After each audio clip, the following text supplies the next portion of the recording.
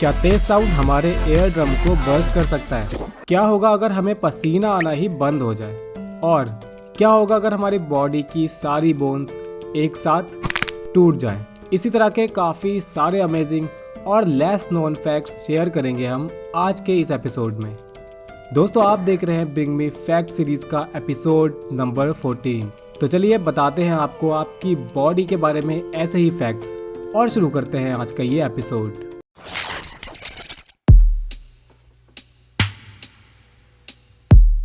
Fact number 7। क्या आपको याद है लास्ट टाइम आपने नेल्स कब कट किए थे? ऑफ कोर्स याद ही होगा। कुछ लोगों को नेल्स बड़े रखने का शौक होता है। स्पेशली कुछ लड़कियां नेल्स बढ़ाना बहुत पसंद करती हैं। बड़े नेल्स पर अलग अलग तरह की आर्ट तो आपने देखी ही होगी, पर क्या आपने कभी सोचा कि क्या होगा अगर हम अपने नेल्स को काटना ही बंद कर दें? वैसे हमारे नेल्स की ग्रोथ काफ़ी स्लो होती है। अप्रॉक्स 1 सेंटीमीटर बढ़ते हैं 3 महीने में। पर क्या होगा अगर हम सालों साल तक नेल्स को काटे ही ना? हमारे नेल्स के बढ़ने के साथ ही बैक्टीरिया, फंगस और इन्फेक्शंस भी बढ़ने लग जाते हैं। बाकी की प्रॉब्लम की बात ना ही करें तो बेहतर है। आप खुद ही समझ सकते हैं कि बड़े नेल्स से और कितनी प्रॉब्लम्स हो सकती हैं। श्रीधर चिल्लल का नाम Guinness book of world record में दर्ज है। श्रीधर ने 66 साल तक अपने नाखून नहीं काटे। इन्होंने अपने नाखून 1952 में बढ़ाने शुरू किए थे और 2018 में काटे। इनके लेफ्ट हैंड के नेल्स की लेंथ 909 सेंटीमीटर थी। वैसे ये नाखून बड़े करने का ये ऑब्सेशन बहुत महंगा पड़ता है। इन बड़े नेल्स का वजन इतना ज्यादा हो गया था कि उनकी फिंगर्स डिसफिगर हो गई, यानी उनकी फिंगर टेढ़ी मेढ़ी हो गई और लेफ्ट हैंड ने काम करना लगभग बंद कर दिया। यही नहीं, नाखून के वेट ने लेफ्ट हैंड की नर्व्स को काफ़ी सीरियस डैमेज पहुंचाया, जिस वजह से उनके लेफ्ट ईयर की हेयरिंग एबिलिटी भी खत्म हो गई। तो नेल्स बड़े करने का शौक आपको काफ़ी भारी पड़ सकता है। चलिए देखते हैं फैक्ट नंबर 6। 2 महीने बेड पर रहने के बदले नासा आपको 15 लाख रुपए दे रहा है। तो बचपन में सुबह स्कूल जाने के वक्त हम सभी ने कभी ना कभी सोचा ही होगा, काश हमें सुबह सुबह उठना ना पड़ता। अच्छा होता कि हम इसी बेड पर हमेशा सोते ही रहते, कोई हमें उठाने नहीं आता, यहीं पर खाना खाते और वापस यहीं पर सो जाते। ये तो हो गई बचपन की बात।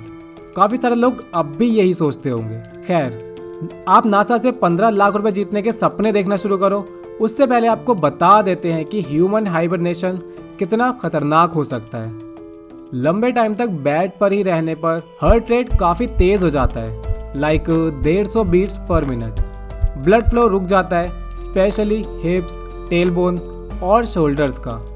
2 महीने बाद आपकी बॉडी पूरी तरह से लूज और यूजलेस हो जाती है, क्योंकि बेड पर हम 10 से 15% स्ट्रेंथ हर वीक लूज कर देते हैं। इसके अलावा मेंटली एक्टिव नहीं रह पाते, मसल्स का लॉस हो जाता है और फैट गेन हो जाता है, जो आपके लिए जानलेवा साबित हो सकता है। तो 2 महीने बेड पर रहकर 15 लाख कमाने से बेहतर है घर से बाहर जाइए और 2 साल में 15 लाख कमा लीजिए। Fact number 5। म्यूजिक हम सभी को पसंद होता है। कुछ लोग लंबे टाइम तक ईयरफोन लगा कर रखते हैं, तो वहीं कुछ लोग स्पीकर्स में लाउड साउंड सुनते हैं। दोनों ही कंडीशंस में आपने अपने पेरेंट्स से सुना ही होगा कि इतना म्यूजिक मत सुना करो, बहरे हो जाओगे। आपके पेरेंट्स की ये बात काफ़ी हद तक सच भी है।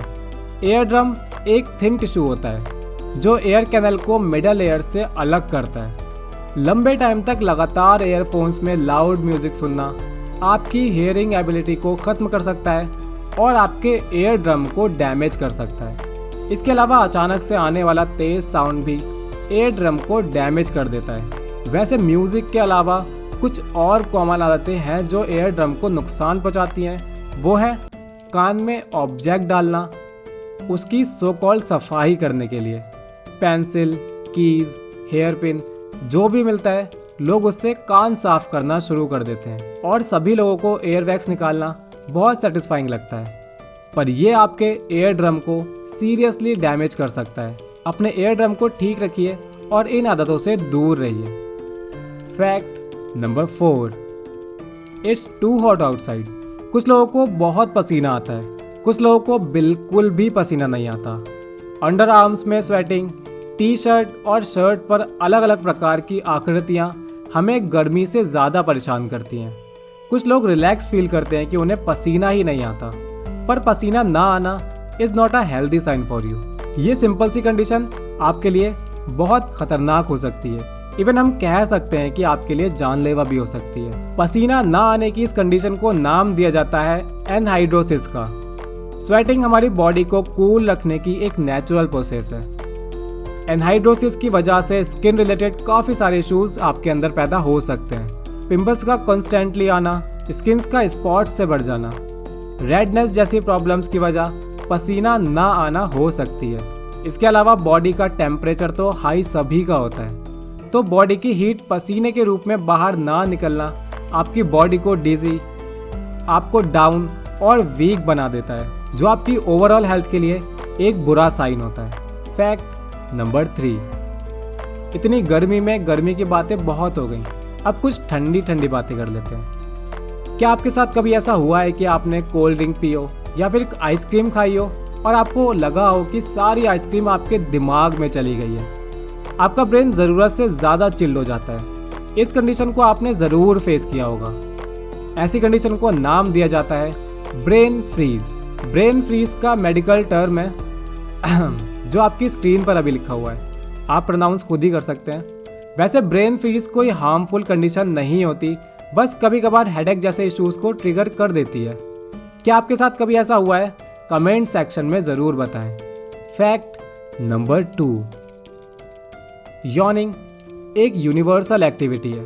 कुछ एनिमल्स और सारे इंसान ये एक्टिविटी अपने डेली लाइफ में करते ही हैं। यॉन को हिंदी में जमाई लेना कहते हैं।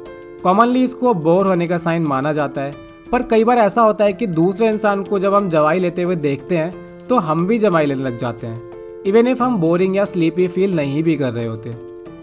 इसके काफ़ी सारे फायदे भी होते हैं, जैसे ब्रेन टेम्परेचर को रेगुलेट करना, बॉडी को एक्टिव करना, ब्लड फ्लो में ज़्यादा ऑक्सीजन सप्लाई करना और लंग टिश्यू को ल्यूब्रिकेटेड रखना।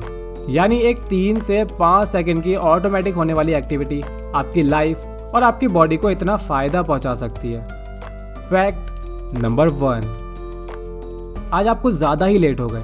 बॉस के गुस्से से बचने के लिए आप तेज़ ड्राइव कर रहे हैं और फॉर्चुनेटली आप जिंदा बच जाते हैं, बट अनफॉर्चुनेटली एक्सरे बोल रहा है कि आपकी सारी बोन्स टूट चुकी हैं। ऐसे में क्या होगा? हमारी बॉडी में 206 बोन्स होती हैं। जब कोई हड्डी टूट जाती है तो डॉक्टर सिंपली उस बोन को अलाइन करके प्लास्टर कर देते हैं। सीरियस इंजरी होती है तो इसमें रॉड या फिर स्क्रू का यूज़ किया जाता है। अगर अनफॉर्चुनेटली ऐसा कुछ होता है कि सारी बोन्स एक साथ टूट जाएं, तो ये बहुत सीरियस प्रॉब्लम हो सकती है, क्योंकि हाथ पैर की बोन्स को अलाइन करना ईजी होता है, रेस्ट कर सकते हैं, कोई प्रॉब्लम वाली बात नहीं होती। लेकिन हमारी बॉडी में बहुत सारी सेंसिटिव बोन्स भी होती हैं, लाइक जॉ, कॉलर बोन, इसे रिस्की बना देती हैं। वैसे सारी बोन्स का एक साथ टूट जाना बहुत रेयर होता है, लेकिन 2011 में एक 22 साल का लड़का बिल्डिंग के 9th फ्लोर से गिर गया। किस्मत वाली बात थी कि वो सरवाइव कर गया, लेकिन उसकी बॉडी की सारी बोन्स टूट गई। 3 मंथ के ट्रीटमेंट के बाद भी वो पूरी तरह से ठीक नहीं हो पाए। यानी सारी बोन्स के टूटने की रिकवरी होना लगभग इम्पॉसिबल होता है, क्योंकि काफी सारी बोन्स ऐसी हैं जिनका डैमेज होना आपको पूरी लाइफ के लिए पैरालाइज बना सकता है। दोस्तों, ब्रिंग मी फैक्ट के आज के एपिसोड में इतना ही। वीडियो पसंद आया हो तो प्लीज हिट लाइक और शेयर कीजिए अपने दोस्तों के साथ। हम मिलेंगे आपसे एक नई वीडियो में।